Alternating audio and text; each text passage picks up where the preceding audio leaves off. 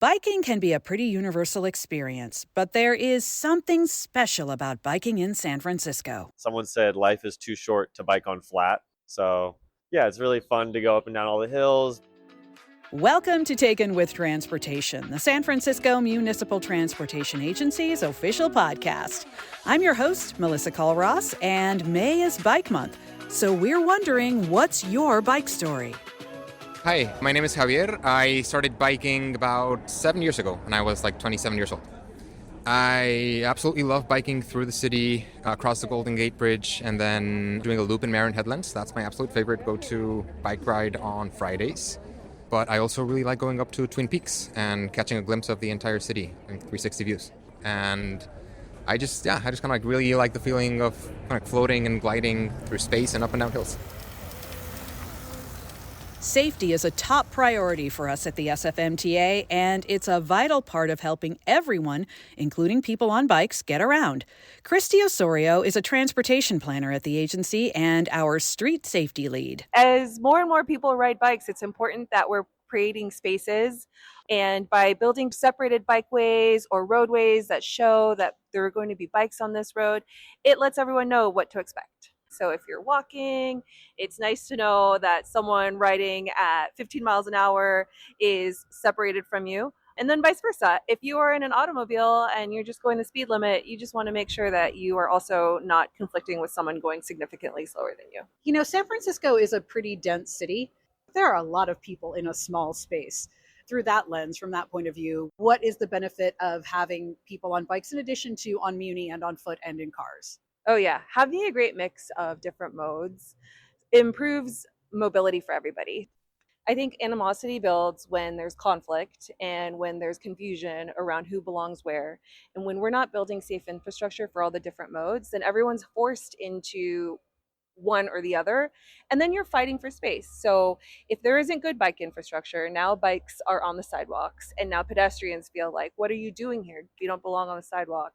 And then people on bikes are then forced into the roadways that aren't built for them, and they get the same type of reaction from people in bigger vehicles that have a lot more impact if there is a collision, right? So overall, it's just better for everyone to have infrastructure meant for different road users. Maybe you're walking one leg of your route and then you hop onto a bike to get on another route. And then you have to hop on Muni to take the longer route. And maybe you're going to take a Waymo on the way home, right? So it just gives you lots of options to get to your destination depending on time, comfort, weather, cost. And if you're new to biking or just feel like you need some support, the agency is here to help. We have some really great programs at SFMTA in addition to our great bicycle infrastructure. So we have a great Bikeshare program that allows people to check out bikes to do short trips. We also have a really robust education program where we engage with communities, especially around schools, teaching bike ed. And the other one is Safe Routes to School, and that's getting families and students to school. And how do these all what kind of holistic benefit do all of these programs provide? Right. So it builds a culture around bicycles. It develops comfort around bicycles. So understanding how to ride a bike is just one piece of the picture. Understanding what it takes to maintain a bicycle, understanding how to navigate the roadways, reading maps, building a community of people who ride bikes with you. Oh my gosh, I almost forgot mentioning even just bike parking. That's another program that we engage folks on.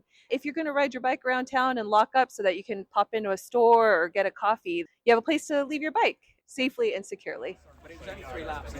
My name is Jeff. I started biking when I was just a little tyke in New Jersey at the age of, I'd say, 3 or 4. Favorite thing about riding my bike in San Francisco is the camaraderie with the people I've had the opportunity to meet, and the ease at which it is to ride around the city, especially nowadays that it's really much more bicycle friendly than it ever was, and just a super great outlet to feel good each and every day. And where are some of your favorite places to ride? Wow. I mean, I love riding all over the Bay Area. Yesterday I did a mountain bike ride on Mount Tam, but generally speaking, it's just in and out of the city. In fact, one of my favorite things to do with a couple of good buddies of mine is just noodling around the city and discovering different places, little small trails and streets that I've never been on before, and just discovering much more of what San Francisco is all about. When I get on the bike in the morning, I feel inspired, energetic for the day. It's just a great way to connect with friends as well. Many people on our staff also bike, and we're interested in their bike stories. My name is Jack Anninos. I am an assistant engineer with the Streets Division in the Traffic Routing section at the SFMTA. Oh, I've been riding a bike, I think, my whole life. I've never owned a car, so this has always been my ride. And the train and the bus. I grew up taking the bus and the train. I grew up in Washington, D.C., taking the D6 and the Red Line to and from school every day. But when I moved to college in Atlanta, Georgia, I brought my dad's old road bike down there, and I rode that every day for almost 9 years in Atlanta. And I think it's a pretty car-centric city, or it was a decade ago when I moved there. And I think just being the one person on the bike and catching a lot of attention for that helped me realize how maybe special that was and how much more infrastructure could be built to make it safer and more accessible for people to do that. I ended up getting my first job at the Georgia Department of Transportation, shout out. And I was the bicycle and pedestrian safety engineer for the state of Georgia. So that helped start my career in a bike-centric place. We ask Anninos what his favorite thing about biking in San Francisco is, and if he personally has any advice for people who want to try it. I love biking up hills. I like biking down hills. Someone said life is too short to bike on flat. So yeah, it's really fun to go up and down all the hills, biking in Golden Gate Park, on the trails, Marin County, just the whole county to bike through. I think starting off in places where cars are either going slow or non-existent. So going into a park, I live in North Beach, so Joe DiMaggio, the blacktop area. If you're just getting started, go on a kid's blacktop or a basketball court or a tennis court and just bike around in circles and get comfortable. And then I would say try to find some friends who are also getting into it and or mark out routes that are car-free or low speed in San Francisco. I think those are great places to start learning or relearn how to ride a bike. We leave Anninos and catch up with Julia Friedlander, our Director of Contracts and Procurement. We meet her near John Muir Elementary School at Page and Webster Streets one morning as she's on her way to the office. I started riding a bike like many people when I was a kid, just for recreation, and I did some recreational riding as a teenager, and I tried so hard to take my kid to work on my bike in the early parts of this millennium, and it really never worked because it was honestly just too hard for me. So in the last couple of years I've started to ride to work, and it is one of my favorite parts of my day. It is so fun. It's kind of a spontaneous smile that comes to my face the moment I get on my bike. I'm super lucky in so many ways. Like, I have safe bike parking at home and I have safe bike parking at work, and that is like a huge privilege, speaking as somebody who's had many bikes stolen over my adult life. But I particularly love this spot because it's the spot where it is quite literally all downhill from here. So any effort that I've been expending is like over at this moment, and we go downhill on Page Street all the way to 1 South Van Ness, and it's a fun spot.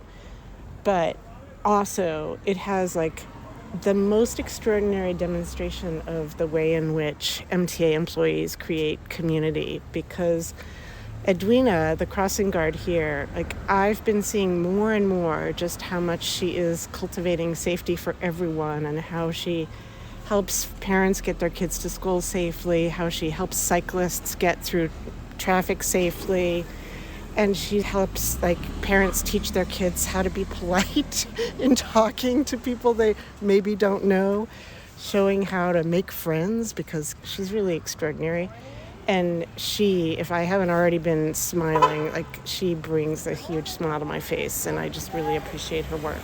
Since we are at her intersection, we decide to chat with that crossing guard, Eddewina Dion Williams, about her work with the school community, neighborhood at large, and yes, the people on bikes. Well, mostly my focus is the elderly and children, or mothers with children, fathers with children. But I do focus on the bicyclists because I don't know, the bicyclist community is very special. I love the fact that they are trying to help out with the environment, by not using like the fuel and, or creating more traffic in San Francisco. It can be very, very congested at times. But I feel like some of them take the street so they can also, say hello to me in the morning, or, and they love to see me, and I love to see many of them. So I know them by faces, not all by name, but I just enjoy it. And I think that's what builds the community, is them seeing me here. Hi, I'm Jessica Jenkins. I'm a parent at John Muir Elementary. Oh, I probably started biking in 2001, about 25 years to get to work primarily, and then it became more and more a part of my life. I got my kid riding on a bike on a seat mounted on my bike as soon as I could when he was 9 months old. I taught him to learn to ride when he was 4 years old, I think, was when he finally got up on two wheels. I definitely know when he was 4, he biked to preschool on his own bike for the first time. My son loves riding with his friends. He's most motivated to ride when his friends are riding with us. We once did a 40-mile bike ride all the way to Half Moon Bay to go camping, and he did it because as long as you have a friend, it's all you can do anything. After we leave the Lower Haight-Hayes Valley area, we meet another member of our staff in Golden Gate Park. Hello, I'm Michael Rhodes, Transit Priority Manager at the SFMTA. I've been riding a bike since I was a kid, but I've been riding in San Francisco since 2008 or so. I ride a bike for practical reasons most of the time. I'm riding it from out here in the inner Richmond to work down in Civic Center. I'm stopping by the kids' school here just close to our home, riding down JFK and Golden Gate Park and Panhandle, Page Street. It's an easy route to get to work. When I'm not just trying to get to work, there's all these other amazing routes, especially out here in the Richmond, going west towards the beach, out towards the zoo. You can ride north towards the Presidio, and there's all kinds of amazing trails out there. We're really lucky here in the Richmond to have access to a lot of great, safe bike facilities that we ride both as a family and that I ride on my own. I would say that I feel identity with a very particular community, which is sort of the parents with the e-bikes that have, or not e-bikes that have child seats on them, or who are riding with their kids who are on their own bikes. So being out here in the Richmond, for instance, that's a whole thing. There's a lot of folks who, have kids. So when I was, before we had kids, I probably felt more connected to the community of people who are riding for fun or riding more often. But now it's kind of a very utilitarian thing. And I think some of the parents at our school, for instance, have experienced being in a collision, and it's a really serious thing for them. So I think you see community just in feeling the need for safety and the need for making things the best they can be on the streets. We ask Rhodes how riding a bike might inform his public transit work. Well, I think it's great if you work on transportation projects or you're involved with our streets in any way to have experience with all the different travel modes: biking, walking, muni, driving. Those are all ways that we get around in our family. And I think when I'm working on a project to try to improve travel time, reliability, and safety on Muni, I'm also thinking about how do people get to Muni? How do they make trips where Muni isn't as convenient for them, whether that's a bike trip or a walking trip or a driving trip? We really try to think about that as a whole system, and we know that nobody is just one travel mode, right? Nobody takes the same travel mode for every single trip in San Francisco. Everybody's using multiple modes. So it's really, as much as we can separate travel modes and give people safe places, it's easier for the bus operators, it's easier for bikes. So we do a lot of things like having boarding islands where the bikes go to the right of the boarding island and the buses go to the left, and that way they don't have to kind of leapfrog each other. So as somebody who bikes myself and takes Muni often, it's just easier for me to understand, I think, both perspectives when I'm getting exposure to both of those, and not to mention all the other travel modes. So I think the more that we get that experience, the better projects we can do and the better we can deliver for people who use our streets. Transit Employee Performance Program Manager Miriam Sorrell also bikes. We catch up with her at a Bikeshare station in Duboce Triangle. I've been riding a bike since I was a kid. I don't remember exactly how old. I guess as a regular form of transportation, probably since my 20s. Certainly in the 15 years that I've been at the SFMTA, it's definitely it's gone on and off as a regular part of my commute. I'm lucky enough to live really close to the office. It's a great bike ride in. That's the quickest way to get in most days. I can walk to work in about 20 minutes. And actually for many years I did walk on a regular basis, and actually I think I started having bike as my most preferred method of transportation when the Bikeshare stations came in, because I feel like Bikeshare gives me that convenience of having the bike without the inconvenience of having to keep track of my own bike. And so I'll take it in, but after work I might be going, doing something else. So when I leave the house, I usually walk down Church Street here, and sometimes there's no bikes in the Bikeshare station, or sometimes, depending on weather or other factors, if I see a train, I might just hop on the train, or if it's a really glorious day and I'm listening to a good audiobook, I might take a little longer, take the scenic route and walk in. But usually I'll take a Bikeshare bike, and if I drop my kids off there at John Muir Elementary School, which is at Webster and Page, so after I drop them off, that Bikeshare station is much more likely to be empty. So I usually do walk in from there, but if there's a bike, then it's just a smooth sail down Page Street. Christy Osorio, our street safety lead, mentioned the Bikeshare program earlier in the episode. And since Sorrell also uses Bikeshare, we want to talk more about it. For that, we turn to Adrian Leung, the agency's Bikeshare and bike parking program manager. On a very basic level, Bikeshare just removes some of the next level barriers to bicycling. A lot of reason why people don't ride is safety related, and our department has done a lot to make it safer and more comfortable to ride. But then the next level of actually riding is having access to a bike, and that can come with its own baggage. Things like storage or maintenance or worries about theft. And so Bikeshare just takes care of that, and it makes it a lot easier for people to not have to think about the burden of ownership. It's also very flexible. So sometimes when I would drop my kid off at daycare and then, we'd walk, and then I'd jump on a bike and go to the transit station. So it allows you to do more things without having to lug your bike everywhere or worry about some of the harder parts of owning a bike. Leung tells us this program is relatively new. Bikeshare began in 2013 in San Francisco, and then that was just 35 stations, and that it was originally funded by the Bay Area Air Quality Management District. And so it was 35 stations in San Francisco and then along the Caltrain service corridor. And then in 2015, there was this sort of reorientation and a unanimous vote by the Board of Supervisors to expand Bikeshare tenfold in the city. And then instead of being along the peninsula, it went into the largest metropoles. So the East Bay, Berkeley, Emeryville, and Oakland, and then San Jose. And then 2018, they really started putting more stations in the ground, and we've just been expanding a lot more since then. And the ridership has been growing about 30% every year consistently after pandemic. So we had almost 4 million trips in the city last year. Regionally, we did over 4 million. So if the math is correct on that, it might get past 5 this year. So we'll see how it goes. And not only is Bikeshare ridership growing, so is the program overall. We have 354 stations, the last time I checked. They're throughout the city.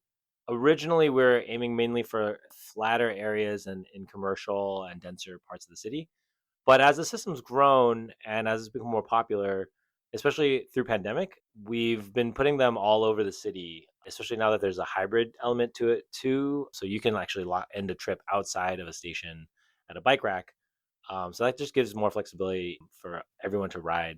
And now we have e-bikes as well, so they can go up hills and it's not as hard. So as the system keeps growing, we've realized that more places can be reachable by Bikeshare. So we're in the middle of expanding another 20 stations. One thing I really like working on Bikeshare is that I get to talk to people about what they think about bicycling. And there are some people that love it. And there's also some people that have very visceral oppositional feelings to bicycling.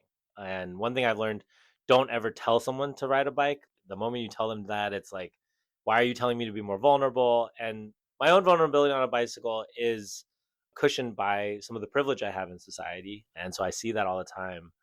It's strange to talk to people about something that I care so much about, but I have to have a curiosity about why they don't like it. And that's the only way we're going to find out how to talk about it and advance it in a way that is more accessible to more people. Leung reiterates that at the end of the day, accessibility is what the Bikeshare program is about. It just makes bicycling a lot easier and takes away most of the pain points of owning a bike, and the flexibility helps everyone. So people like it, and it's easy, and it's actually really quick to get around when you feel comfortable riding. Hi, I'm Alan. I started biking when I was 5 years old when my father let go of the back of the bike. That was about 54 years ago. What's your favorite thing about riding a bike in San Francisco? Honestly, it sounds strange, but it's more stress-free than driving in a car. This city was made for Model Ts, going 20 miles an hour. But I stay off the big roads and have a really good time. I ride to work every day, and then on the weekend I ride some more. I think biking is more accessible than ever before because the e-bikes get you up the big hills if you're not comfortable. And it turns out a lot of those big hills are the quieter streets where you're going to be less intimidated by the cars. I think the city has a little work to do to make people feel safe. So if we have more safe bike routes, it's really much easier. There's no parking problem. My parking cost is $0.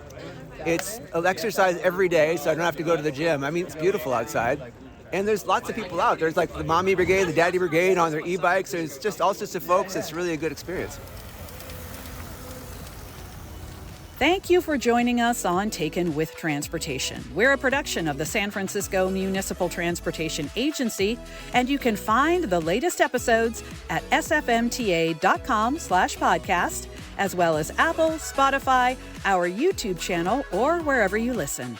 If you'd like to learn more about our Bikeshare program, you can find information on our website at sfmta.com/bikeshare. I'm Melissa Culross. Be well and travel well.